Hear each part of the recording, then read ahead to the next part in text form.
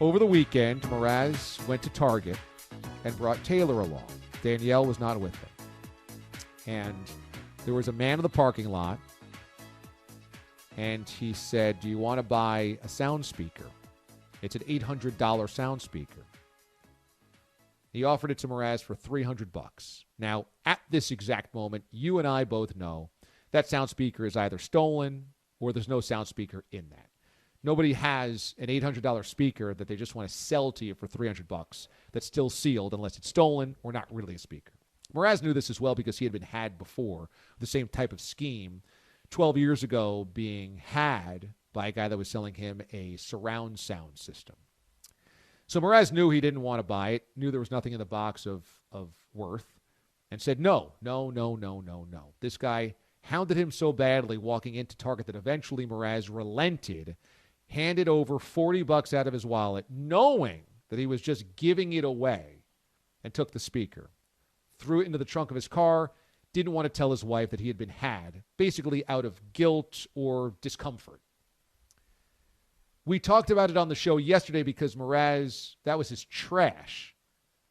Danielle heard it, went into the car, was furious, found it, and threw it down the stairs at Mraz yesterday during the show. Still sealed.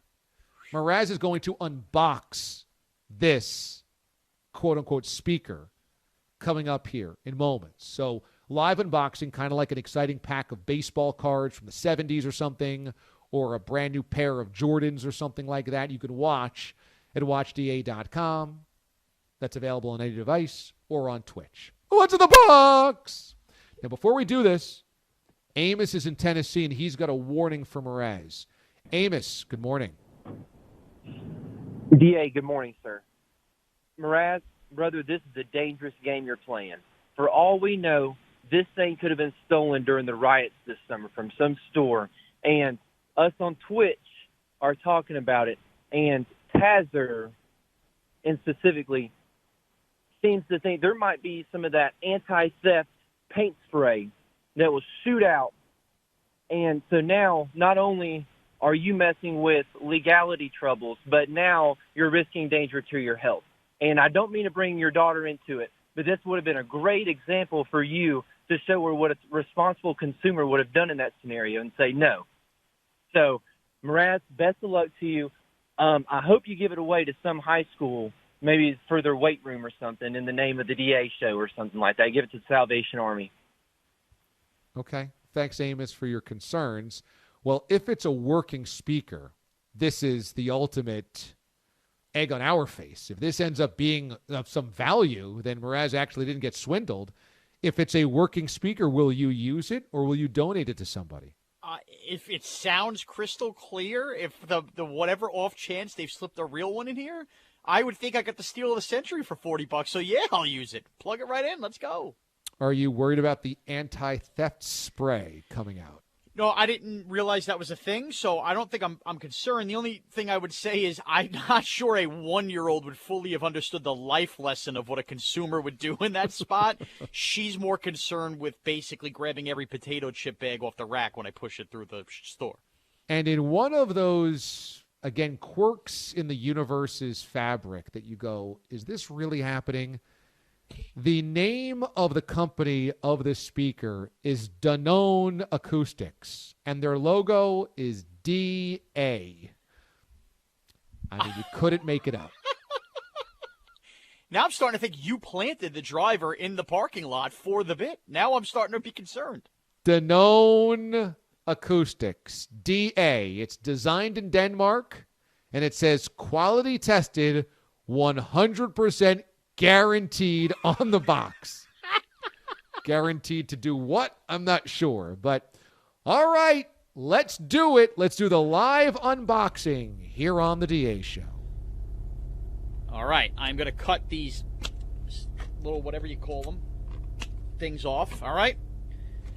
2 clips here to undo. Please let something explode. Okay, there's styrofoam, folks. Okay. He's getting the saran wrap off of it. All right. Opening up the box.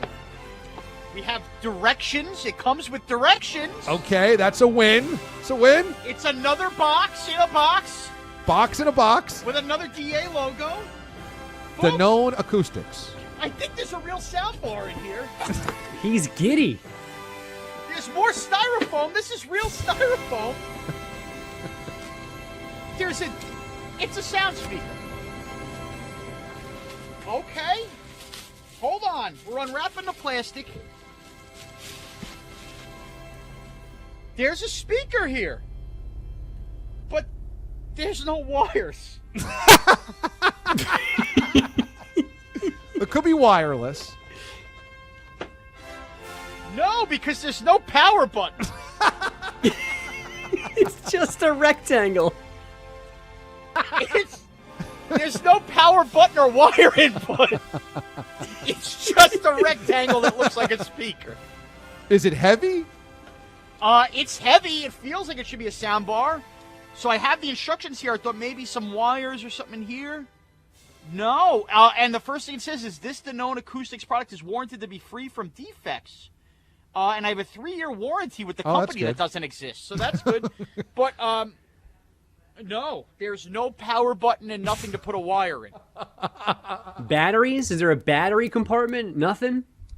No, there's literally nothing. It's a box. There's two positive red things here, but they're like glued down. There's nothing to put in that. That just looks like it would be where wiring could possibly go.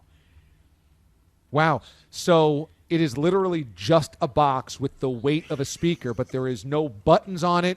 There's no power cord input. There's no wire input. There's nothing on it. Nothing, DA. You can't press power. You can't press Bluetooth.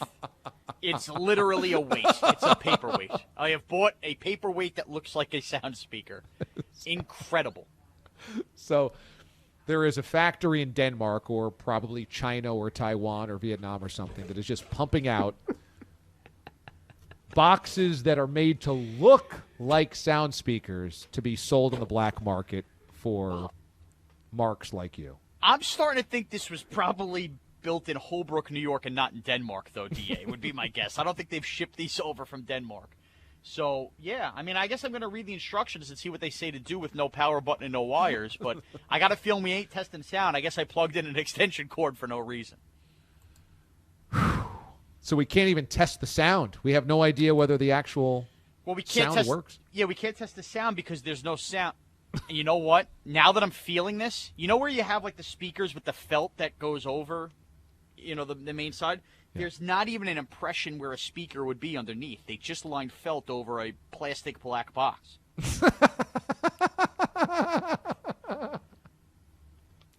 So it's just a plastic black box that has a certain weight that feels like the weight of a speaker.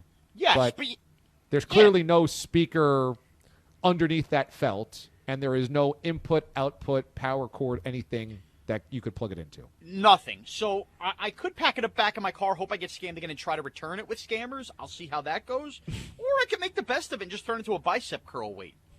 I don't think I'm donating it to the Salvation Army because that wouldn't be fair to anybody. But buyer beware. Don't fall for this scam like I did.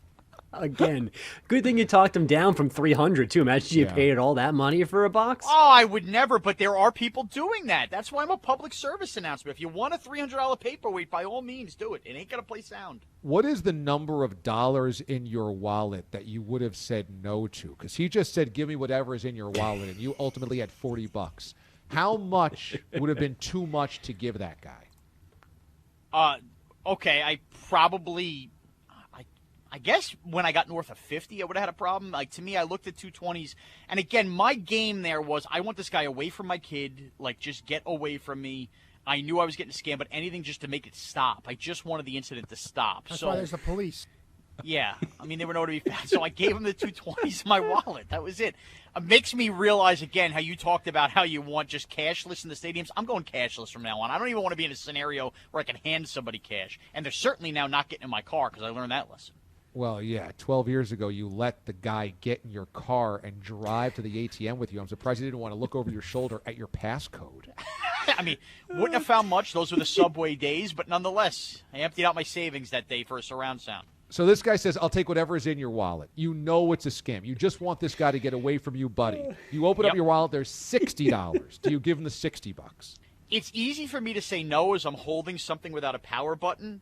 My guess is if we're being honest, I probably would have, just because I was scrambling and I wanted him away from me. I know I could have drawn the line at 100, 200, but it just it was a bad scene. It was a bad scene all around. I could not be left alone, and I'm really going to require my wife to go shopping with me from now on, because I don't think that they'd approach a whole family.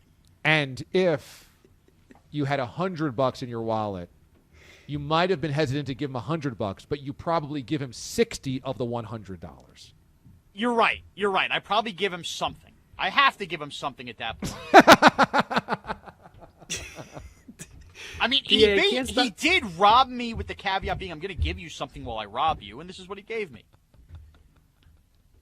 I can't not laugh, because it's like the game, like when you play with like the fortune cookie game, like you read the fortune and go in bed, and it's always funny because in bed at the end always just seems to work. Every time Sean defends himself, I just keep hearing, for the second time.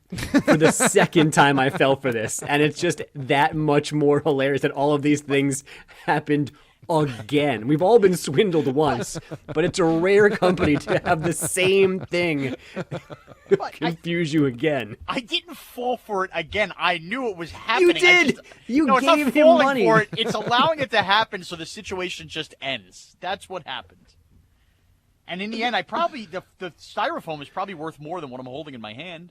So if the Prince of Nigeria emails you every single day, will eventually you just give him your bank account number just so that the emails will end? Much like I'm a Twitter tough guy, not a tough guy in real life, I think I'd be able to flex on the Prince of Nigeria because it's behind a keyboard. Now, if he rolled up to me in a parking lot and he had the hat on and everything, I probably would. What kind of hat do you think the Prince of Nigeria is wearing as he tries to steal all your money?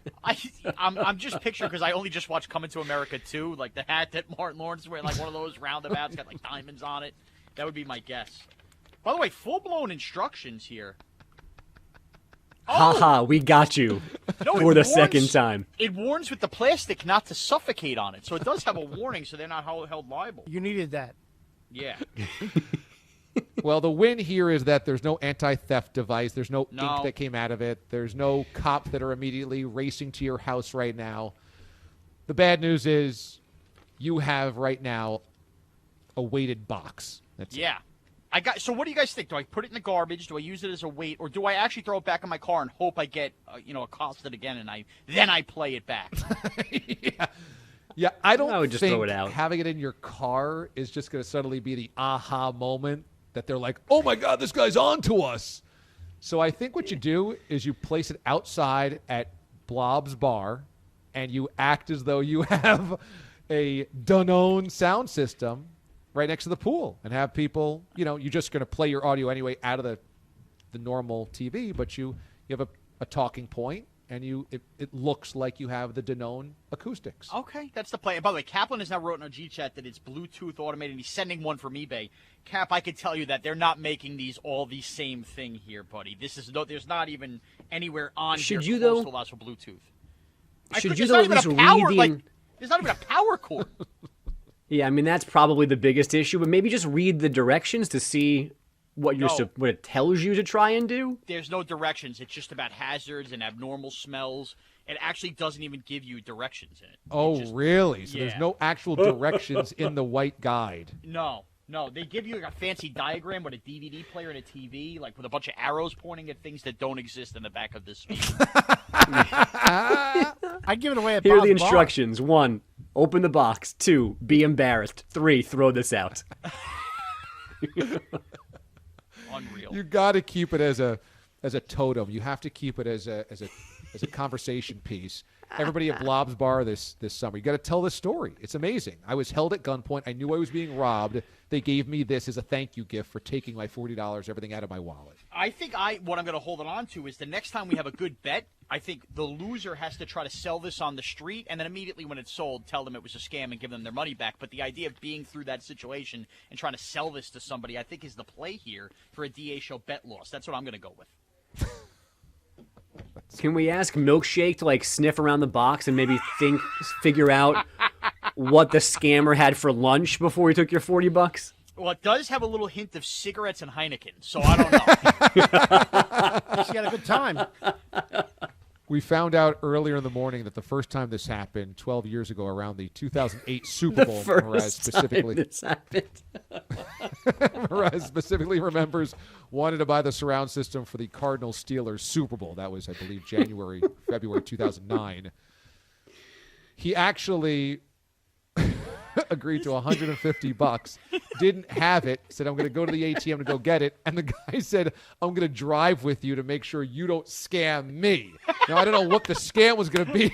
He still was just going to have an unsold surround sound that he could sell to somebody else. But he said, I want to make sure that you're not going to hose me, man. So he told Mraz, I'm going to get in the car and go to the ATM with you. And Mraz said, okay, drove to the ATM with this guy, took out the money, handed him the money. Did you then drive this guy back to said parking lot? Yeah, he left his van there. I got him in his van he gave me, and he had a couple more he had to unload the people. And I learned a hard lesson that day. At least that one came with wires. At least I got something. This is actually a worse scam. This is okay, nothing. And what lesson do you think you learned? Don't ever let a stranger get in your car. Okay.